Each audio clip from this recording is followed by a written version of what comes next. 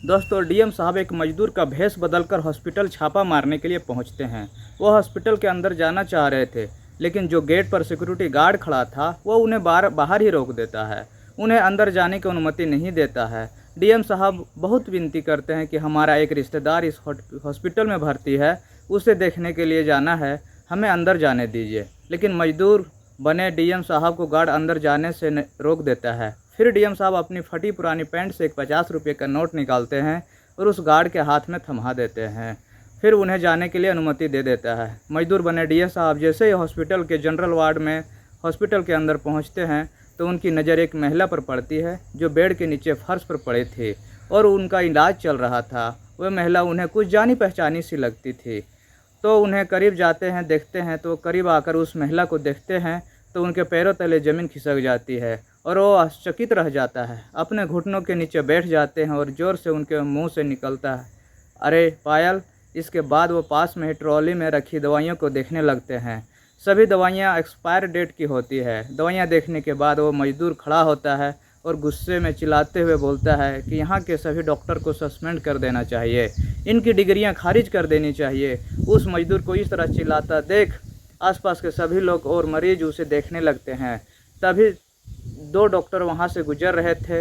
Doctor उनकी तरफ बढ़ता है और बोलता है कि साला भिखारी कहीं का, हमें सस्पेंड कराने की बात करता है। वो उसे थप्पड़ मारने के लिए अपना हाथ उठाता है तो मजदूर उस डॉक्टर का हाथ पकड़ लेता है और उल्टा एक जोर का झनाटेदार छप्पड़ मार देता है। डॉक्टर के मुंह पर लगा चोट यह देखने के बाद डॉक्टर का सभी स्टाफ एक जगह इकट्ठा हो जाता है और गुस्से में उसे मारने के लिए आगे बढ़ते हैं। तो वो मजदूर बोलता है, खबरदार किसी ने आगे बढ़ने की कोशिश की तो बहुत बुरा अंजाम होगा। मैं इस ज़िले का डीएम हूँ। इतना सुनते ही पूरे हॉस्पिटल में कोहराम मच जाता है। सभी डॉक्टर के पसीने छूटने लगते हैं। आइए जानते हैं आगे क्या होता है इस कहानी में। दोस्तों, इस कहानी की शुरुआत होती है बिहार के एक छोटे से गांव में। और अगर आप मेरे चैनल पर नए हैं तो चैनल को सब्सक्राइब कीजिए। एक छोटे से गांव से शुरुआत होती है। गांव में 10 साल के एक बेटे के साथ हरिश्चंद्र जी रहा करते थे। हरिश्चंद्र जी एक मामूली से किसान मजदूर थे और खेती बाड़ी किया करते थे। उनका बेटा विकास कक्षा 5 में पढ़ा करता था। एक दिन विकास घर में ही टीवी देख रहा था तो टीवी में कोई फिल्मी आ रही थी। फिल्म एक आईएएस ऑफिसर की ज़िंदगी से मिलती जुलती थी। उसमें आईएएस ऑफिसर अधिकारी के बारे में बताया जा रहा था। विकास फिल्म को देखने के बाद उससे बहुत ही प्रभावित होता और अपने पापा हरिश्चंद्र जी से बोलता कि पापा, मैं बड़ा होकर पढ़ लिख एक आईएएस अधिकारी बनूंगा।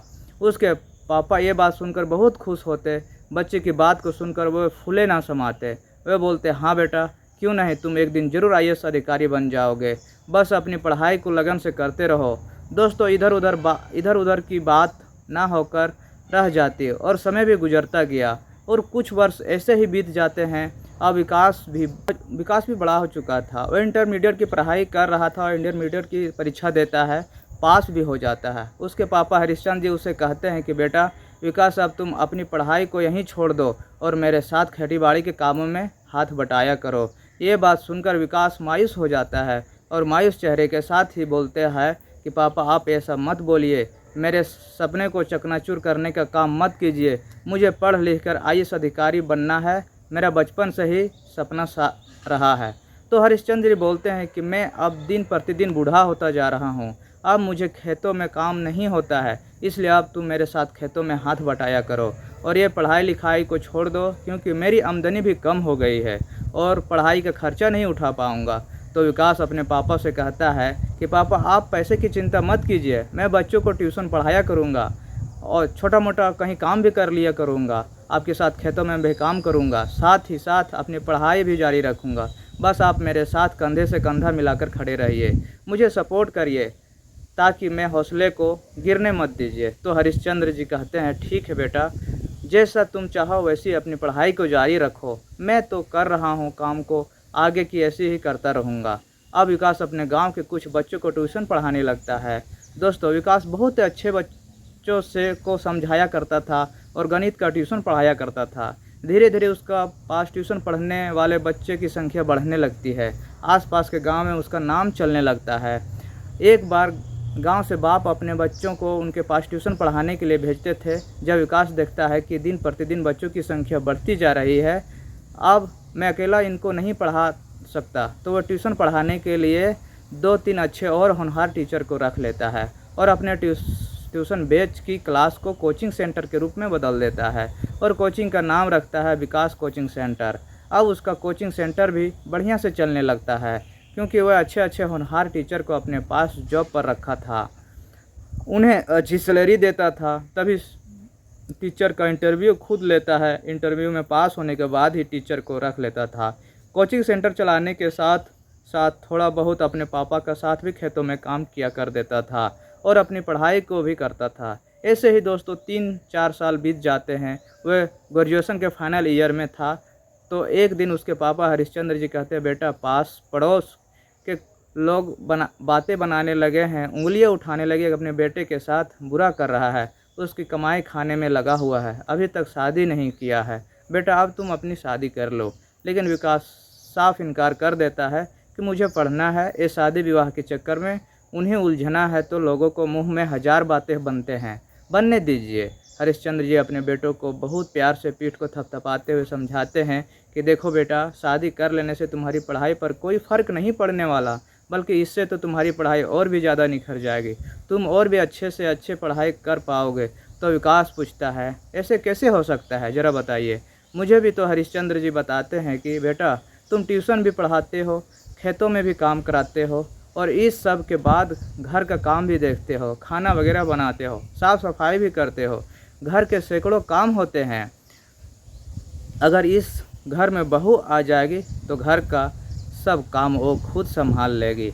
इसके बाद तुम बेफिक्र होकर अपनी पढ़ाई पर अच्छे से ध्यान दे पाओगे, बहू हमारी भी देखभाल करेगी और घर का भी काम संभाल लेगी।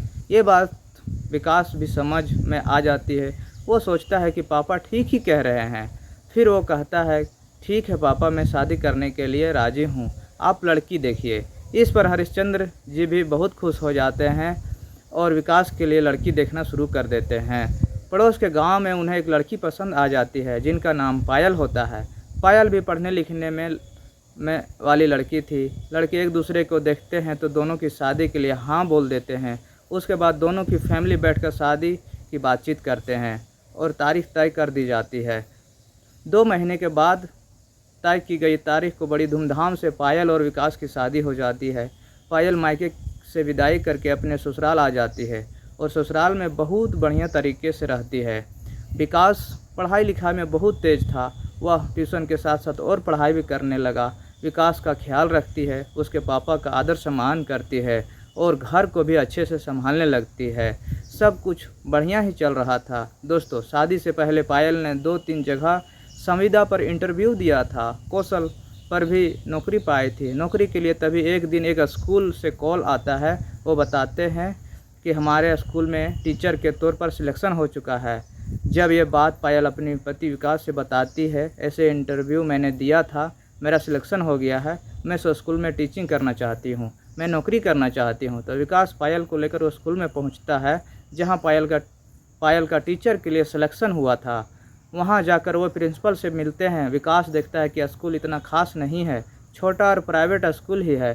तो विकास प्रिंसिपल से बात करने के बाद कहता है, ठीक है सर, हम आपको 2 दिन में जवाब दे देंगे। अब विकास पायल को अपनी गाड़ी में बिठाकर घर ले आता है और पायल को समझाता है कि देखो वो एक प्राइवेट स्कूल है, ऐसे स्कूल का कोई भरोसा नहीं, कब तुम्हें नौकरी से निकाल दे और वे तुम्हें इसका ज़्यादा पैसा नहीं देंगे, बहुत कम सैलरी देते हैं ये लोग। अगर तुम पढ़ाना ही चाहती हो, इतना ही शौकीन लग रहा है तो तुम मेरे कोचिंग सेंटर में ही पढ़ा लो। लेकिन पायल इस बात को नहीं मानती है, वो जिद पकड़ लेती है कि वो स्कूल में ही पढ़ाने जाएगी। पायल की जिद के आगे विकास भी बेबस हो जाता है। तो उसके पापा भी कहते हैं कि बेटा जब बहू का यही मन है तो उसे कर लेने दो। दोस्तों शुरुआत में तो सभी कुछ अच्छे से लगता है। पायल वहाँ पढ़ाने के लिए जाती है, स्कूल जाने से पहले घर का सभी काम निपटा कर जाती थी। लेकिन जैसे जैसे दिन गुजरते गए वो पायल की आदतें भी ख़राब होने लगती है कि वो अपने पति से कहती कि क्या तुम्हें दिखाई नहीं देता मुझे से कितनी जल्दी रहती है, तुम तो पूरे दिन निठल्ले बैठे रहते हो, घर के कामों में मेरा हाथ नहीं बटा सकते हो। ये सब बातें विकास को बहुत बुरी लगती है। वो बोलता है कि देखो पायल, मैं खेतों में भी काम करके आता हूँ, कोचिंग सेंटर भी चलाता हूँ, अपनी पढ़ाई भी कर रहा हूँ, मेरा एग्ज़ाम आने वाला है, लास्ट ईयर की पढ़ाई है, ये तुम किस तरह की बातें मुझे कर रही हो? तुम्हें 3 लोगों को खाना भी नहीं हो पा रहा, पहले तो कभी ऐसा नहीं हुआ है। पायल बड़बड़ाते हुए काम को, ये तुम किस तरह की बातें मुझसे कर रही हो? तुम्हें 3 लोगों का खाना भी नहीं हो पा रहा, पहले भी तो ऐसे नहीं होता था। पायल बड़बड़ाते हुए काम को करके स्कूल चले जाती है, लेकिन अगले दिन वो गुस्से में बगैर खाना बनाए स्कूल चली जाती है और जाते हुए बोल गई थी कि अपना खाना बना लेना जैसे पहले बनाते थे, मैं आज स्कूल से लेट आऊँगी।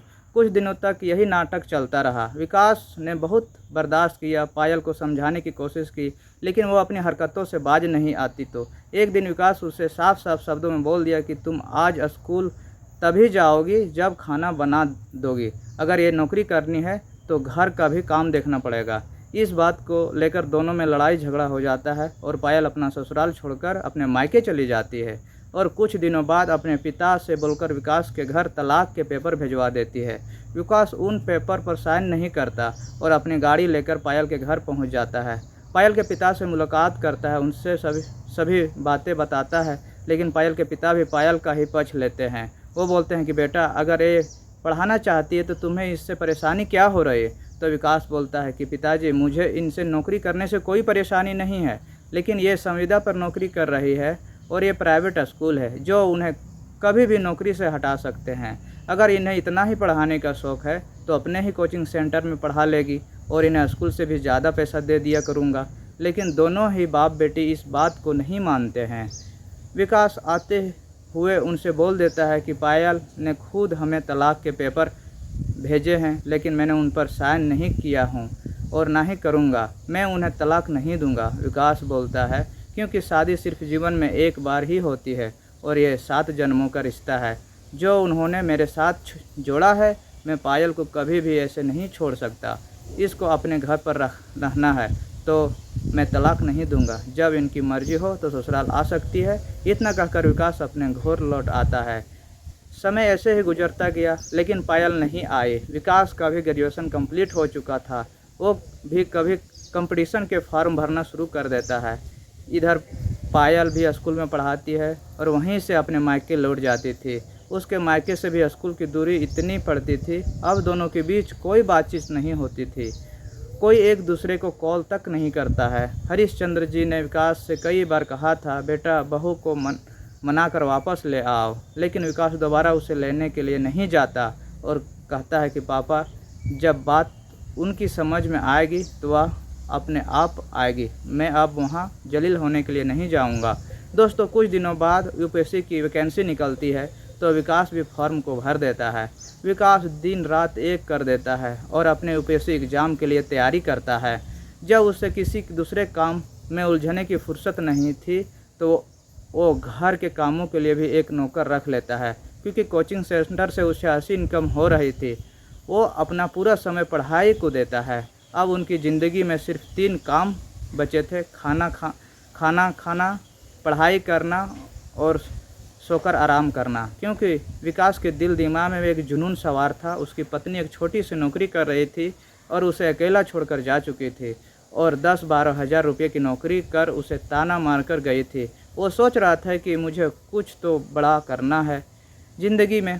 दोस्तों, एक एग्ज़ाम देता है और रिज़ल्ट आने पर देखता है वो पास हो गया। विकास बहुत खुश हो जाता है, प्री एग्ज़ाम निकाल लेता है। अब 3 महीने का समय रह जाता है मेंस के लिए। तो वो अपने पापा से बोलता है कि पापा, मुझे अब ज़रा भी डिस्टर्ब मत करिएगा, मुझे मेरे हाल पर छोड़ दीजिएगा, मैं अच्छे से अच्छे आगे की तैयारी कर रहा हूँ। दोस्तों, वह खुद को एक कमरे में बंद कर लेता है, बिल्कुल भी किसी से कोई वास्ता नहीं रखता है, फ़ोन को भी स्विच ऑफ कर देता है और अपनी पढ़ाई में जुट जाता है। और जब 2 महीने बाद मेंस होता है तो वो मेंस भी निकाल लेता है। अब इसके बाद वो इंटरव्यू पास कर देता है, उसको वहाँ भी सिलेक्ट कर लिया जाता है। दोस्तों, अब एक आईएएस अधिकारी बनने के पगार पर वो रहता है। उसे एक एसडीएम की उपाधि मिल जाती है और उन्हें एक ज़िले का चार्ज सौंप दिया जाता है। जिला अधिकारी बनने के बाद वो एक काम की बारीकी से छानबीन करता है और ईमानदारी से अपनी ड्यूटी को कर रहा था। लेकिन कुछ दिनों से उनके पास एक सरकारी हॉस्पिटल के खिलाफ बहुत ज़्यादा शिकायतें आ रही थी। बहुत से गरीब लोग उनकी शिकायत पट्टिका में अपनी शिकायत डालकर जा रहे थे। इस सरकारी अस्पताल में मरीजों के ऊपर ध्यान नहीं दिया जा रहा है।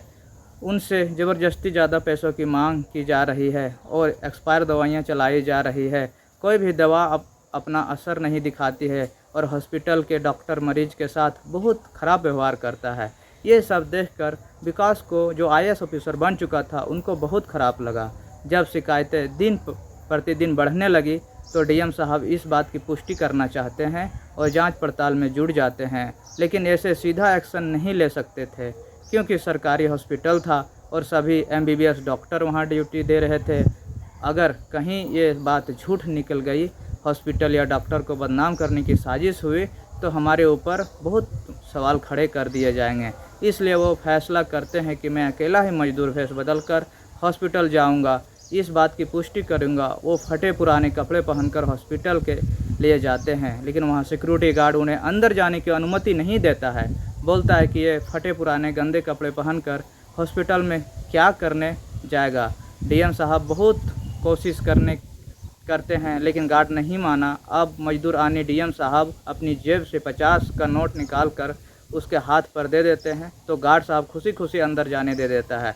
DM साहब अंदर जाकर चारों तरफ निगाह घुमाकर देखते हैं वहाँ की व्यवस्था कैसा है, ठीक नहीं थी, जिससे बेड से उनकी कोई ज़्यादा मरीजों को भर्ती कर रखा था। किसी के लिए कोई सुधारू व्यवस्था नहीं था। एक बेड पर 2-2 मरीज लेटे थे। कुछ मरीजों को नीचे फर्श पर ही लिटा दिया था। कुछ सिस्टम से इलाज नहीं चल रहा था। मरीजों के परिजन डॉक्टर के आगे पीछे से उनकी सुनने वाला कोई नहीं था। तभी फर्श पर लेटे एक मरीज पर उनकी नज़र पड़ती है। वो मरीज उन्हें कुछ जाना पहचाना सा लगता था। जब वो उनके करीब जाते हैं तो उस महिला मरीज को देखकर दंग रह जाते हैं और ज़ोर से चिल्लाते हैं कि पायल, तुम्हें यह क्या हो गया। पायल की हालत बहुत बुरी थी। वह तेज़ बुखार की वजह से दर्द में कर्रा रही थी। जब DM साहब उनकी दवाइयों को चेक करते हैं तो सभी दवाइयाँ एक्सपायर थी। तो DM साहब खड़े हो जाते हैं और ज़ोर से बोलते हैं कि यहाँ से क्या मजाक चल रहा है, मैं यहाँ के सभी डॉक्टर को सस्पेंड कर दूँगा। तभी 2 डॉक्टर वहाँ से गुजरते थे। उसको ऐसे चिल्लाता देख उनसे एक डॉक्टर पास आता है और बोलता है कि 2 कोड़ी के आदमी अपनी औकात नहीं देख रहा है, फटे पुराने कपड़े पहने हैं, तेरी इतनी हिम्मत कि तू हमें सस्पेंड कराएगा। वो उसे थप्पड़ मारने के लिए अपना हाथ उठाता है तो DM साहब उसका हाथ पकड़कर उल्टा उसके गाल पर जोर से थप्पड़ मार देता है। ये देखकर हॉस्पिटल के सारे स्टाफ वहाँ इकट्ठा हो जाता है और उनके चारों तरफ से घेर लेता है। उन्हें पकड़ने जैसी हरकत करने लगता है। जैसे ही आगे बढ़ते हैं तो मजदूर कहता है कि खबरदार, किसी ने भी आगे बढ़ने की कोशिश की तो उसका अंजाम बहुत बुरा होगा। मैं इस जिला का कलेक्टर हूँ। इतना सुनते ही पूरे हॉस्पिटल में कोहराम मच जाता है। तभी DM साहब अपना फ़ोन निकालते हैं और पास के ही पुलिस स्टेशन में कॉल करके पुलिस को बुला लेते हैं। सभी डॉक्टर को हिरासत में ले लिया जाता है। इसके अलग एक सिस्टम टीम बुलाई जाती है और सभी मरीजों की दवा को चेक कराया जाता है। ज़्यादातर मरीज की दवा एक्सपायर ही निकलती है। उसके बाद DM साहब डॉक्टर पर केस दर्ज करके उनके लाइसेंस को निलंबित और रद्द कर दिया जाता है। फिर पायल के पास जाते हैं और पायल से बोलते हैं कि पायल उठ जाओ, मैं आ चुका हूँ। पायल अपनी आंखों खोलती है, देखती है कि विकास है। विकास अपने बारे में बताने वाला ही था कि मैं DM बन चुका हूँ, लेकिन पायल पहले ही बोल देती है कि मुझे इन सभी बातों का पहले ही पता चल गया था। मैं अपने किए पर बहुत शर्मिंदा हूँ, मुझे माफ़ कर देना विकास। विकास आपको चुप कराता है और तुम्हें कुछ नहीं होगा, उसे गोद में उठाता है। तब तक उसका ड्राइवर भी गाड़ी लेकर आ पहुंचता है। अपने ड्राइवर से कहते हैं कि गाड़ी को किसी अच्छे हॉस्पिटल में ले जाकर चलो, इसको पायल को अच्छे से इलाज होना है। और वह 1-2 दिन में बिल्कुल ठीक हो जाती है। 1-2 दिन में ठीक हो जाती है। तो विकास पायल से पूछता है कि तुम्हारी ऐसी हालत कैसे हो गई थी। तो पायल बताती है कि जब मैंने आपको तलाक के लिए पेपर भेजे थे तो उसके 6 महीने बाद ही पिताजी की तबीयत ख़राब हो गई। उसकी इलाज भी उसी हॉस्पिटल में चला, लेकिन वो बच नहीं सके क्योंकि हमें कोई जानकारी नहीं थी कि यहाँ एक्सपायर दवाइयाँ दी जाती है। और 1 साल बाद मेरी नौकरी भी छूट गई थी, मुझे नौकरी से हटा दिया गया था। इस टेंशन के चलते मेरी भी तबीयत ख़राब रहने लगी और कुछ समय के बाद तबीयत ज़्यादा भी बिगड़ जाती है। पास पड़ोस वाले एडमिट करा दिया जाता है। इसके बाद वो आपको मालूम है, अगर आप यहाँ ना पहुँचते तो मैं भी आज इस दुनिया में ना होती। विकास इस बात पर पायल के होठों पर अपना हाथ रखकर फिर पायल कहती है कि मैं अपने किए पर बहुत शर्मिंदा हूँ, मुझे माफ़ कर दीजिए, मैंने आपकी कोई बात नहीं सुनी। तो विकास कहता है कि कोई बात नहीं, भूल जाओ, जो तुमने अपनी गलती का एहसास हो गया यही बड़ी बात है। सुबह का भूला अगर शाम को लौट आए तो वह भूला नहीं कहलाता है। अपना गलती का एहसास हो गया यही सबसे बड़ा चीज़ है। तो दोस्तों, ये कहानी आप लोगों को कैसा लगा इस कमेंट में ज़रूर बताइएगा। तब तक के लिए जय हिंद।